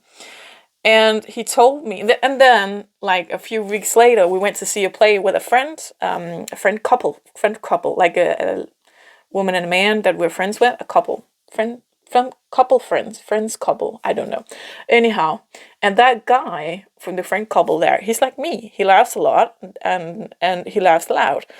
And so afterwards, my husband told me, my husband at that time told me, you know what, like, in the thing in the movies, like, he was self-conscious about me laughing a lot and laughing loud, like, oh my god, oh no, she's loud, right?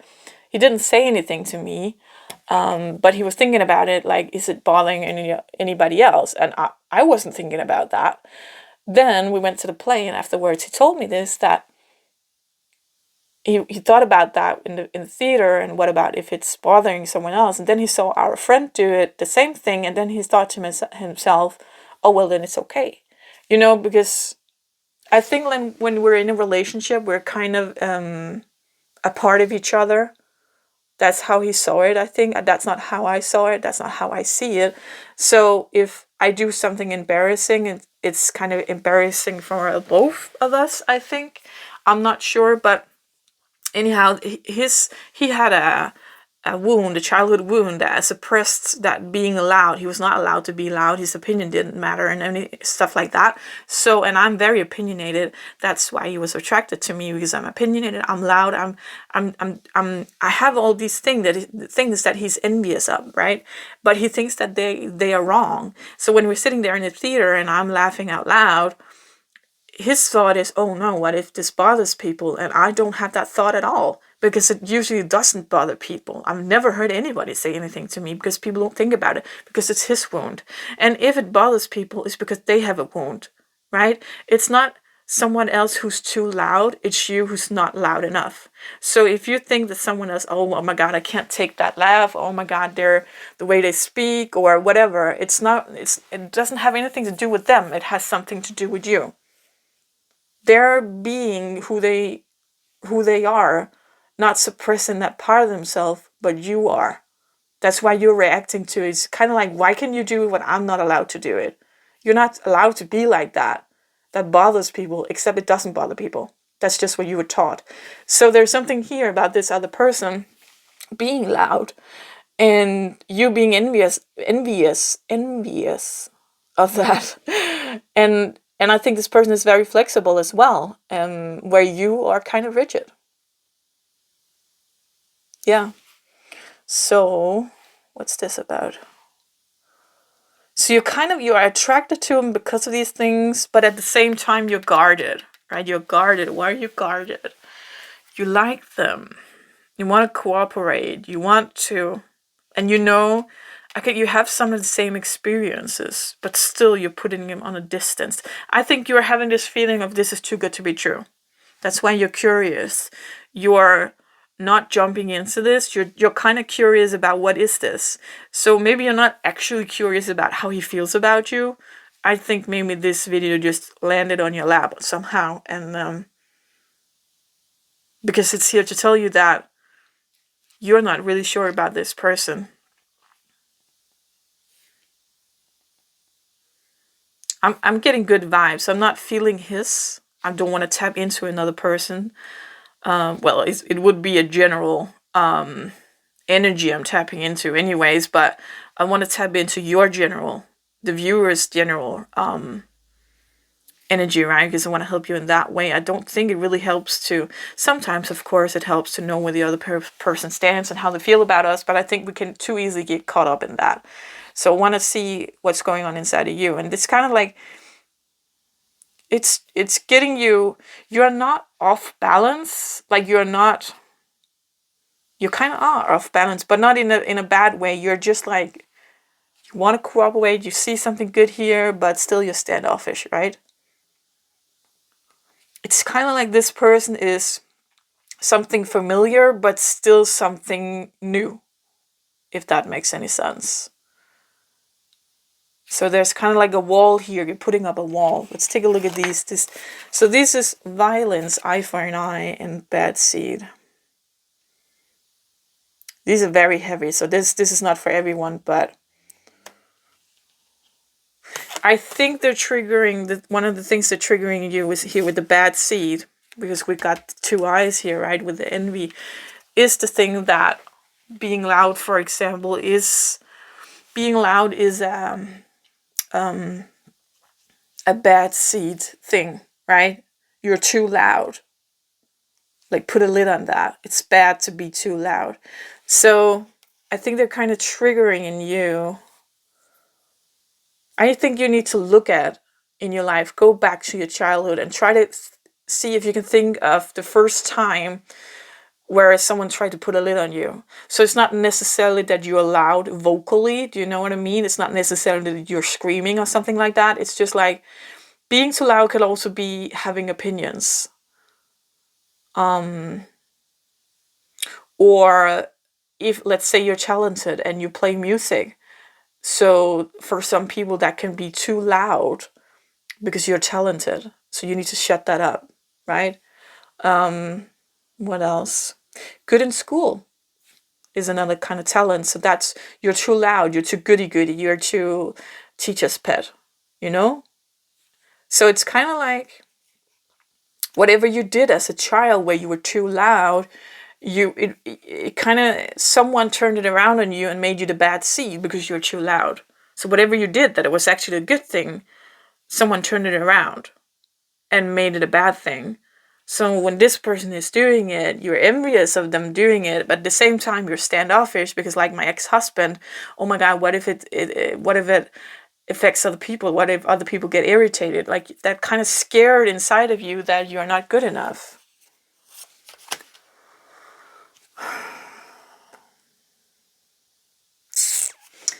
An eye for an eye. I think that you learned in your childhood that the punishment is an eye for an eye. I'm not really sure how. Oh, okay, yeah. They're saying to me, oh yeah, there was a lot of punishment. Okay, so I feel like there was a lot of repression of you actually when you were growing up. A lot of holding you down and putting a lid on you, and every time you stepped out of place, you got a whacking, right? Not necessarily physically, but mentally. Like, there could have been a narcissistic parent here, or someone who's been abusive. We got violence as well. So there might be, for some of you, growing up with a violent parent or person in your childhood growing up. And violence isn't necessarily physical. You can be verbally violent, right, without ever striking someone. You can be verbally violent, and that's the thing that's difficult to see. Verbal violence. And especially if it's a narcissist or a psychopath, they're very good at manipulating. So they can tell you in a room full of people, they can say something to you that only you understand and other people can't hear the violence in those words, right? That's so scary, you guys. So I think you grew up with something that was very rigid and you were very easily punished. You had to feel the room, right? All the time. But I feel like you're still a good person and you're not affected as such. Like you never became that eye for an eye kind of person, and you never became violent yourself. But that bad seed is still in you, and this other person is kind of triggering it, and that's why you're standoffish and defending yourself. I think that sometimes this person tells you something, and you feel like you have to defend yourself, and really they're just asking you because they're curious. But you're so used to defending yourself, you're so used to stepping wrong and having like a slap on the hand for that, that you're very cautious, is what I'm feeling. Yeah. Okay. So,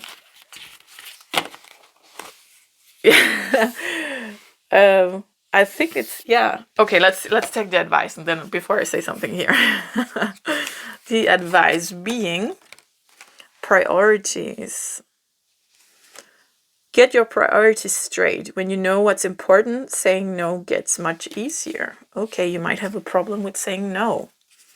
What's this? Let's turn this upside down. Third chakra. So the solar plexus chakra. Rest and rejuvenate. Trust in the magic. The white raven. Grieving and protection. Okay, so I'm feeling here,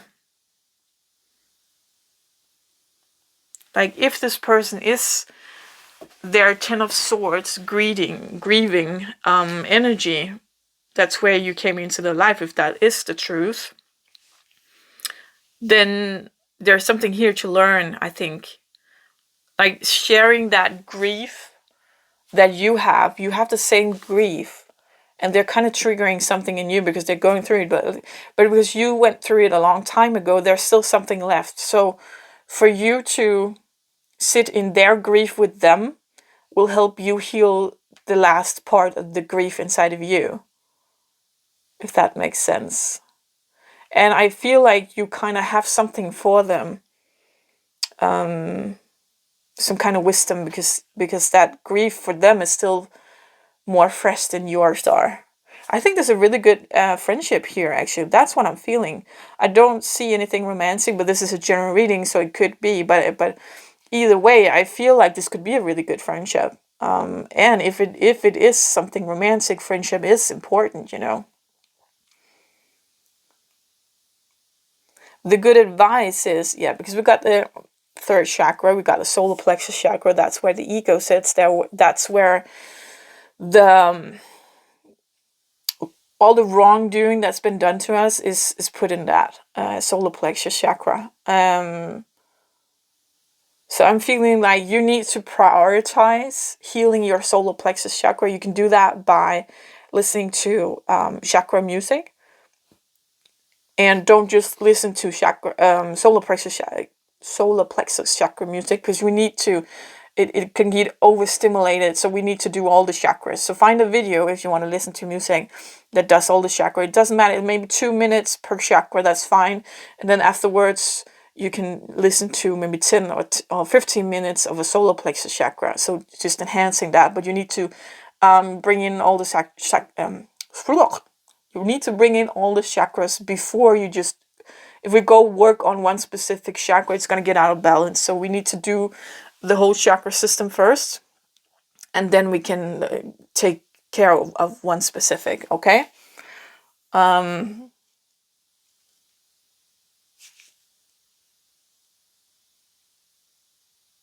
So I'm hearing, pull away the focus from this connection, and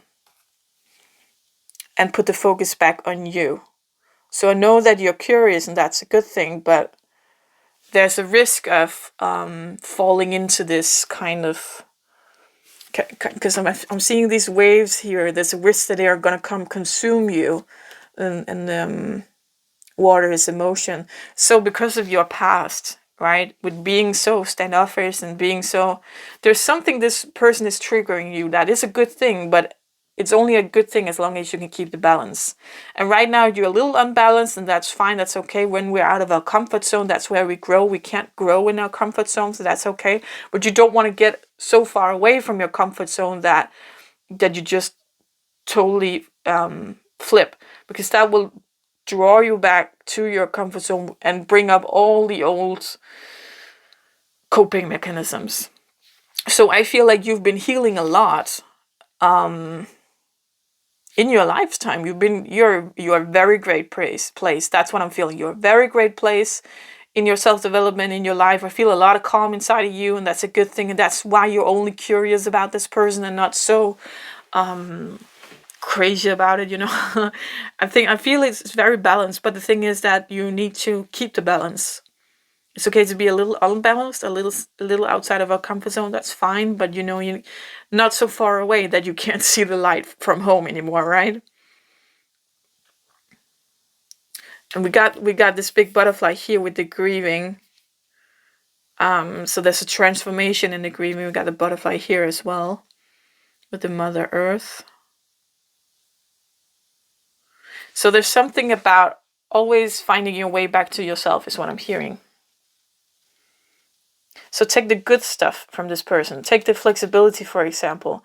The things that you envy about with this person. Oh, it's so cool they can do that. You can do it too. Just find a way to implement it in your life, right? And use this person to share your grief is what I'm hearing, because that creates a great bond when we can grieve together, because we have the same grief. As long as you just stay centered in yourself, remembering yourself and what it is you want in life. Because this isn't necessarily a romantic partner. Regardless of how they feel, right? This might be true that they feel all these things about you, but regardless of how they feel, it's important how you feel. And you're curious about them, so there is an attraction, definitely, but there's still that standoffish thing from you. There's still a wall. And like if this is going to develop to something romantic, you need to take it slow, because that wall isn't going to fall in one day, and you're just going to build an overlay, right? Meaning that here we have the reality, and then we put an overlay on top of that, kind of like a shining image of how we want it to be. So because if you're not staying centered and true to yourself, then you're just gonna play this kind of lie that you're not recognizing your wall. It's so important that you feel your wall, because that's how you know if it's getting picked down one by one. And that's the only way to do it. You can't knock it over, because that wall took time to build up, and it's going to take time to tear down. And it shouldn't be another person tearing it down. It should be you tearing it down with help from another person. And I think that could be done with this person. But it takes time, and it takes, like, you need to trust that person. You can't rush into it. So there's a good foundation that could be built here on mutual grief, actually, is what I'm seeing. But there's still you needing to focus on you, and be careful not to slip over into them and fix them, that your priority is you. Yes. So that's what I see for you. Pile number 3. I hope you can use it. If the video resonates, please give it a thumbs up. If you're interested in more self-development videos, you can subscribe to the channel, and you can go to my playlists. I got a few pick cards on the self-development field. Yes, so that's what I got for you. Until next time, take care. Bye. Pile number 4. You chose this red flower.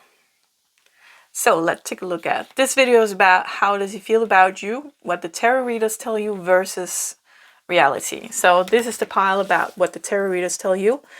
That should tell you if this pile resonates. And after that, I'm gonna take a look at the reality. So let's see, how does he feel about you? Let go and control issues. Deception. Healing. Air. Breathing deep, entering into life, exchange of life-bringing energies. Oh, fairy lovers. New love, courtship, romance, falling in love.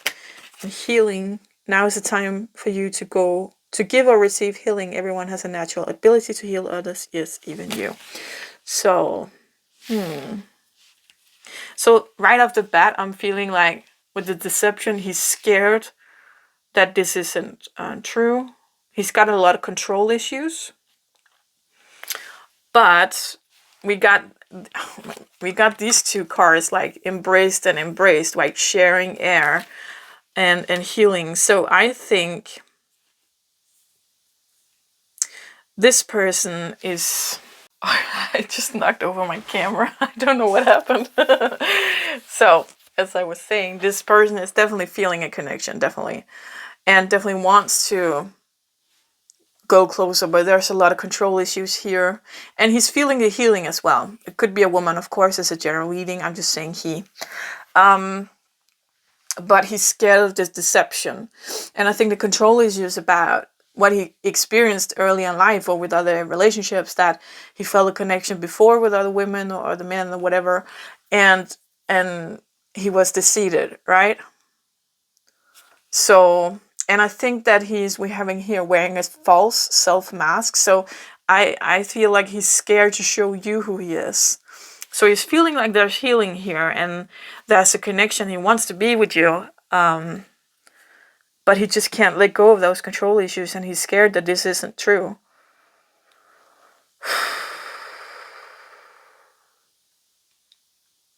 Yeah. So if this is what other tarot readers tell you, then this is your video, okay? So let's take a look at reality. So if you're new to my channel, then you don't know that this channel is about self-development. So you might be mad at me now, but I'm not going to tell you how he feels about you. I'm going to tell you why you want to know how he feels about you. And I'm going to tell you what he triggers inside of you. And then at the end, I'm going to give you some advice. So I'm going to tell you why you want to know how he feels about you, because there's something inside of you that wants to know that. But why do you need to know? Because if you really felt secure in yourself, then yeah, you could be curious about how he feels about you, but you probably wouldn't watch a tarot reading or multiple tarot readings to figure out how he feels about you. But of course, if he's scared, if this is true, I'm not saying that it is. We don't know. We can't confirm it because it's something going on in another person. But if it's true that he's scared and has a lot of control issues, then of course it would be difficult to come forth and tell you how he feels. But it's not your job to sit about and wait for him to do it. It's not your job to open him up like an oyster and telling you the truth. It's his job to get a hold of his control issues, okay? So we're going to focus on you here. Why do you need to know how he feels about you? It is safe for you to love. And I want to rephrase that. Is it safe for you to love? So you're doing this. There's something with the throat chakra here. I had that in pile number 2 as well. So you're not sure if it's safe for you to love. So you got, I think, some control issues as well. Got the woman. A woman. Arrogance. Sexy. Oops. Seductive. Oh, this... I'm going to put these 3 up here because that's so similar. Adaptable. First of all, I see this very clearly right off the bat. Adaptable. So you are a person who needs to know how other people feel so you can adapt. And that's not a good thing. You do this because, probably because there is a general reading, but probably because you grew up when there was no room for you. So you learn to adapt in an early age to get love, affection, and yeah. I don't know the English word. To get love and affection. You adapted to what your parents wanted you to be. And so you're very good at adapting, and you need to know how another person feels about you, so you know if it's safe for you to approach that person. And it's something that, yeah, definitely something, it's a wound from your childhood. And I think actually you can get pretty arrogant if you don't know where the other person stands. And the arrogance is because of your insecurity. So you're not arrogant at all, but you come across as arrogant, or you can become a little arrogant when you're not sure how the other person feels because you are protecting yourself. All of this because you're not sure if it's safe for you to love, and that's because of this childhood wound. So we got sexy, seductive, and this woman here, and there's two women in the Lenormand deck, and one here doesn't have clothes on, the other one does. So to me, that this is the seductive woman again. I think that you use sex to kind of lure men in. That's a way for you to open up a man, and to get love and affection, right? So that's a way for you to be adaptable, is to be sexy and to have sex, be seductive. So the reason you want to know how he feels about you is kind of to get control of the situation. It's to feel safe, because if you know how he feels about you, okay, let's say he really likes you, he feels the connection, he wants this too, but he's scared that it's a deceit, and he's scared that it's not true, and he's scared to be taken behind the light. How do you say that? He's scared that it's a smoke veil, right? That it's not true. And he has his control issues, and you have your control issues, that you need to know how he feels about you, so you know that if you can approach or not. And when you know that he likes you, but he's kind of standoffish and in control and not sure, then the way you show him that you like him isn't being sexy and seductive. Adapting into that and showing him your sexual interest in him. Problem is that that's kind of like the other way around. Like, if someone shows you that they're sexually interested in you, do you think they're interested in you? Like, that's not enough, right? Do you know what I'm saying? Well, I think maybe it's different for women, because women connect and bond a lot when they're having sex, and men can too, but not if they're not feeling safe. They don't usually. There is something about the testosterone also. So that's a totally different video. I think I'm gonna link that. It's because I'm gonna see if I can find this video about the psychology of men and women having sex. So if I can find that, I'm gonna link it here in the description box below. I think that would be good for you to know. Anyhow, back to this. Yeah, so you want to know how they feel, so you know where you stand with them, because you're insecure. And when you get insecure and you don't know where they stand, you're turning into something arrogant, and you don't want to be that. But when you're secure, you're kind of seducing them with sex to get that love and affection. So it's a little entangled here, I'm feeling. There's definitely something here where you need to look at your childhood wounds. So let's look at what he triggers in you. Talented, deep, adventurous, defensive attitude. Yeah, definitely the attitude. We're going to take these two as well. Smooth jogger, self-loathing. Wow. Definitely feeling the self-loathing here. Defensive as well. And I think the way you are a smooth talker is by being seductive and sexy and stuff like that. That's how you kind of lure them in, the men, to get your love and affection.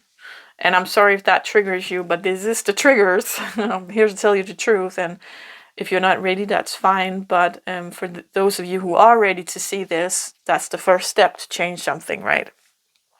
It's kind of interesting because we have down here, this is you and this is them. So he triggers this in you because you see him as talented, you see him as adventurous, you see him as a deep person, and that is actually parts that you have inside of you, but that you learned there wasn't any room for them growing up. There wasn't room for you to be talented and adventurous, and there wasn't room for you to be deep. Like, it's kind of like just do as you're told. Could you just do as you're told, please? Like, you know what I'm saying? I'm not seeing like a bad childhood as such, but there's kind of like living up to your parents' like straight A's in school and stuff like that. And so there wasn't room for what you really wanted to do. There was only room for what your parents wanted you to do. So it's kind of like your mini-me version of your parents, right? So if you have maybe your parents wanted you to be a doctor, so that's not room for you to go play piano or play the guitar, or like having a band, right, with your friends. There's no room for that because that's not doctor like. You have to study, you have to get straight A's, something like that. So all these parts, he's talented, maybe musician, maybe he's an artist, maybe he's a photographer, whatever he's good at something, and he's talented at maybe his job, or maybe just a hobby, but he's talented and he's adventurous. He want to take risks, he want to explore the world, he want to explore people, and he's deep. He's got deep wounds also, is what I'm hearing, and you got deep wounds, so you kind of mirrored that in him and each other. So what he brings up in you in this is this defensive side, and you curling up like this little hedgehog, pointing everywhere, right, with your sticks, and you're not sure that it's safe for you to love because you don't feel loved. You're deprived of love somewhere in your childhood. And that doesn't necessarily mean that our parents have been mean. That's just like if you grew up with parents that wanted you to be a doctor, they wanted that for you because that's what they thought would be the best for you, right? But you didn't feel the love because they weren't hearing you. They weren't hearing what you really wanted. So it's not necessarily a bad childhood. It's just that you were kind of emotionally neglected and not seen for who you were, so you had to be someone else to get love and affection, right? You had to be what your parents wanted you to be. So you don't feel loved, and that makes you defensive. And that's why you wanna make sure how the other person feels, so you can like curl, so you don't have to curl up like that, right? But you're ready at a whim to just go into a ball, but you wanted to not go into a ball. And the only way for you feel like you don't need to go into a ball is if you know how the other person feels. That makes you feel safe. And when you don't know, that gives you that attitude, that arrogance, right? And it makes you a smooth talker because you kind of want to open him like an oyster, but you want to do it like quietly and like seductive, right, with the sex here, and all of that just because you want to know if it's safe for you to love that person. You don't. That's the funny thing. You don't look at how you feel about this person. Let's say there's a crush, right? There's a crush and you're attracted to that person. And then you stop looking at how you feel about that person. Then you go straight to, does that person, how do they feel about me? Is it safe for me to explore it further? So you don't know actually if you like that person, if you want to have a relationship with them, if there's something deep here, because you're still at a crush level, at some kind of attraction. And you need to know where they stand before you have the courage to look inside of yourself to see where you stand with them. And that's a problem because we should never, you can't really do it anyway, because if let's say you really love this person, but you think you're still at a crush level because you don't know how they feel. So you're not true to yourself that you really love this person. You're just saying, it's just a crush. You're lying to yourself. But you can never lie about your emotions. They're still there. So you're lying to yourself, but they're still there. And you're giving yourself heartache for not being true to your own feelings. So we need to be true to, okay, I love this person.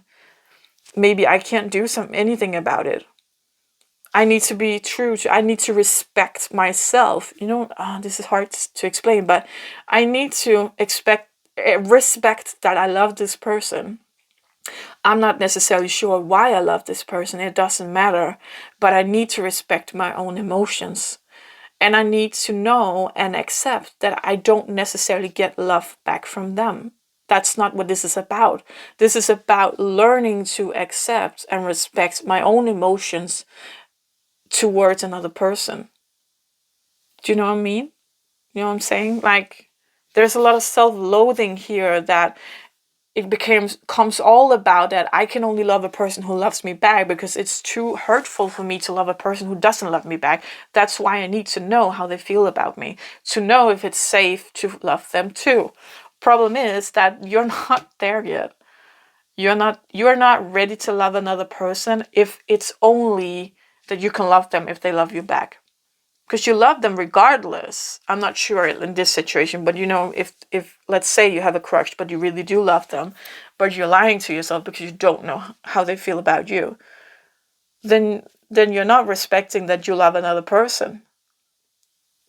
I hope I'm getting across in the right way here. It's kind of hard to explain, actually.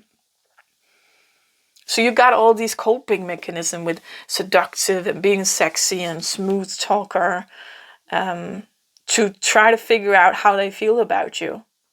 And I think I'm feeling you're getting it kind of mixed up, because then you're seducting them sexually and they're interested sexually, but that's kind of it. You're still getting breadcrumbs and you're not sure. And I just gotta say, like, if a man really wants you, right, then you wouldn't have doubts.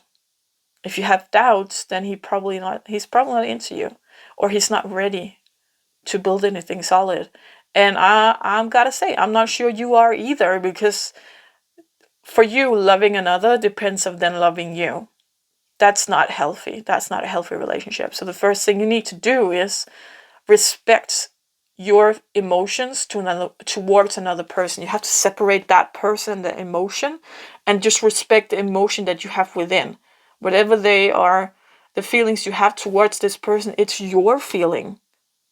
It might be towards them, but it's your feeling. You need to respect that, right? You need to look at what they're triggering inside of you. So I think you got a lot of work here, I gotta say. Digging into your shadows and triggers and looking at your childhood, not getting the love that you, in the way that you felt you should be loved. There is something here, but not about not being heard and seen. So let's take a look at the good advice. I hope this made sense. The good advice, gratitude. Say thank you. Experience the joy of acknowledging others. Experience the joy of acknowledging your own emotion. Here, right? Transformation. Use your mind wisely. Claim your independence. Journey, indecision, door to romance. So, use your mind wisely is about, you need to know what your coping mechanisms are. You need to realize when you are using those coping mechanisms, and you need to figure out a way to not use them, to do something else instead, to listen to your truth and what you really want. You need to learn how to sit still, is what I'm hearing. And that means that you don't have to know everything. That makes you feel safe, but it's a false safety, because really all you need to know is how you feel. Right? And you can't really love someone else as long as you have this self-loathing. You don't have the room inside of you for that.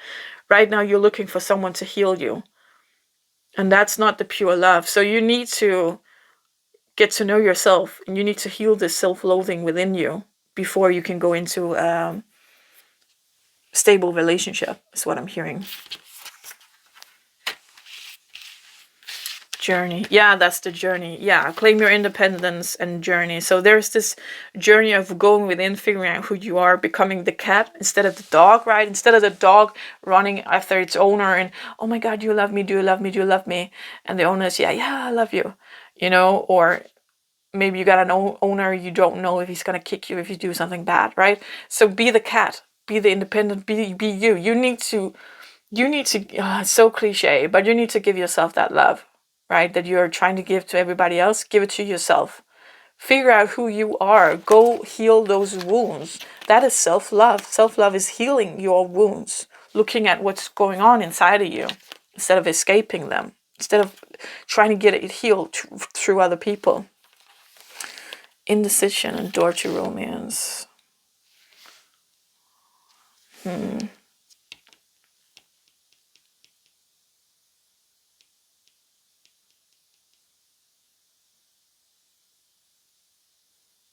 Just a second.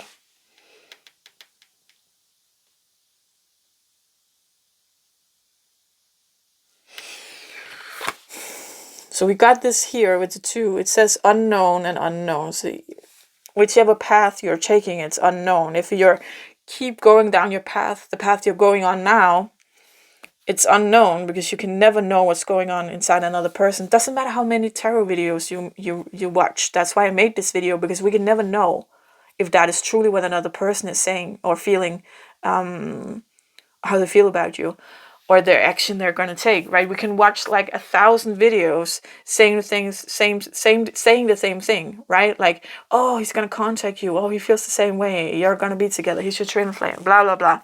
And nothing happens. And you're just sitting there waiting, taking breadcrumbs. So in reality, those videos are keeping you stuck.